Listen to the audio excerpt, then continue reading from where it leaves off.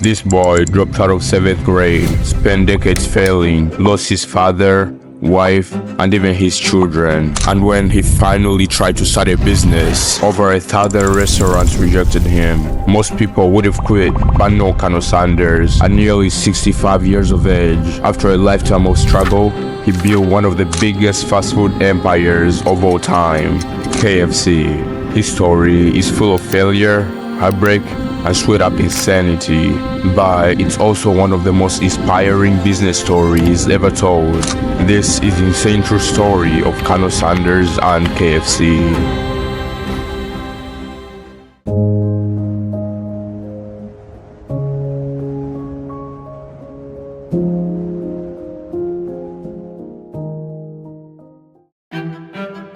Harlan David Sanders was born in 1890 in a small farming town located in Henryville, Indiana.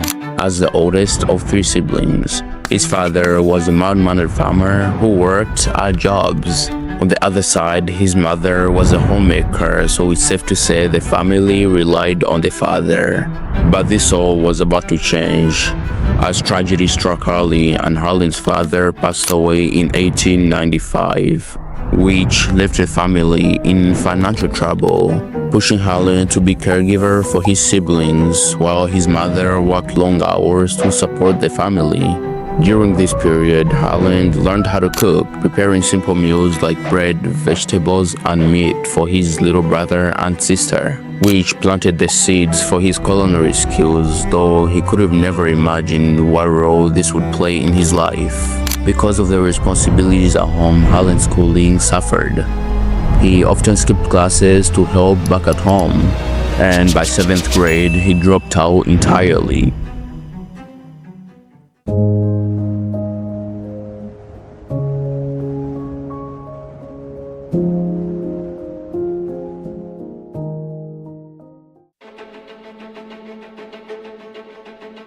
When Colonel Sanders was 16, he wanted to join the army, but he couldn't, as you needed to be 18 or older to join the army. But of course, it wasn't about to wait 2 whole years to enlist, especially when you can just use a fake ID. So he did just that and somehow managed to get in, and served as a mule handler in the Spanish-American War. And for a young teenager, this was fun, as he got to see explosions and gunfire. But the fun didn't last long, as he got caught and was honorably discharged after only 1 year. Now he was 17 and was very enthusiastic about the justice system. Eventually, he passed the bar exam and started a law practice, which surprisingly made good money at the time. And it's safe to say Harlan's future was secure, but not for long, as he had a very annoying client and they would get into arguments pretty much all of the time. Eventually, it led them to fight, and because he was still a minor that couldn't go to jail, his law license was permanently removed. And because he didn't have any degrees, he couldn't get an office job, which meant he would have to do labor work. And this led to so much problems down the line, but for now, he was looking for a job.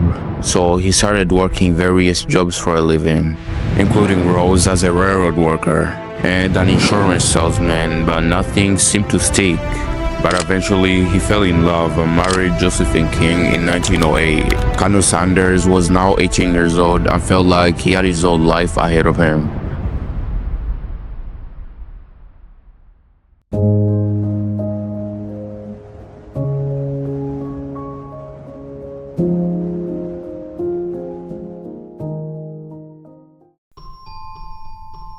Harlan was still struggling to maintain a job. Fast forward a few years and Harlan had a small family, but his inability to hold a job led to tensions in the marriage, leading to multiple fights. But still, the couple had 3 children, which meant they couldn't afford a stable life, and eventually Josephine left him in the early 1920s, taking all the children with her. So as a 34-year-old man who had most of his life passed like a blur, he promised himself that this time it will be different. This time he will make it work. So he moved to Corbin, Kentucky in hopes of starting a business. And this was the best decision in his life.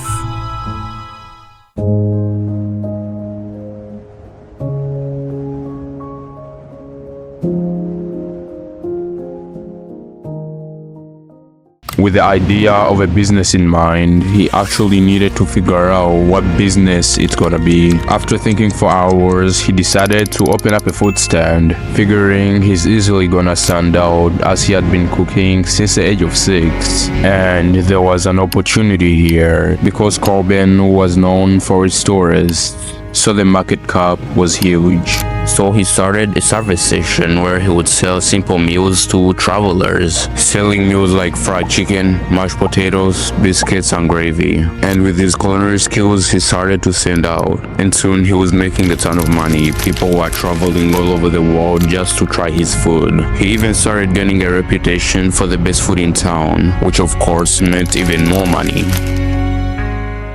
Felt unstoppable cause his business was immensely growing and he thought that he finally found a stable job. But this didn't last long as the Great Depression hit hard. He went from making hundreds a day to barely making a few dollars, and because of this he was forced to close in 1946 as a 45-year-old man. He was once again hit with failure, but this time he won't let it go through him. Using the money he had saved up over the years, he decided to buy a small building across the street, and this would prove to be the greatest investment in his life.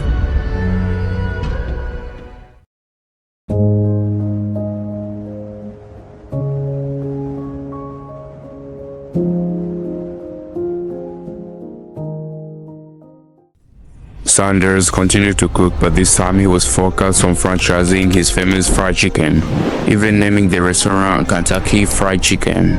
The word of a new restaurant was going around and Sanders kinda got famous in the town, and Sanders was back to printing. And by 1952, Sanders realized that his business model was kinda catching up to its limits.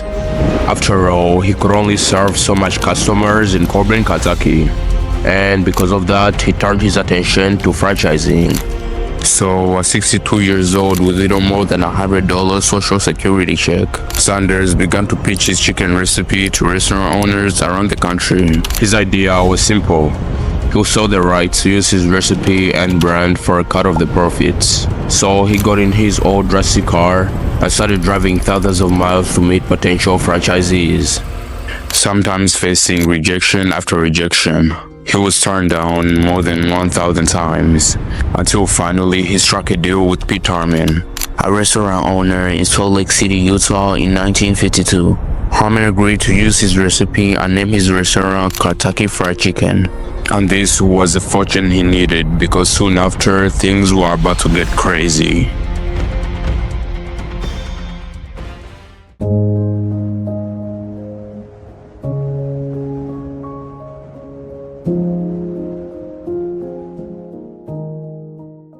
After the deal, KFC made 300,000 sales in the first year alone.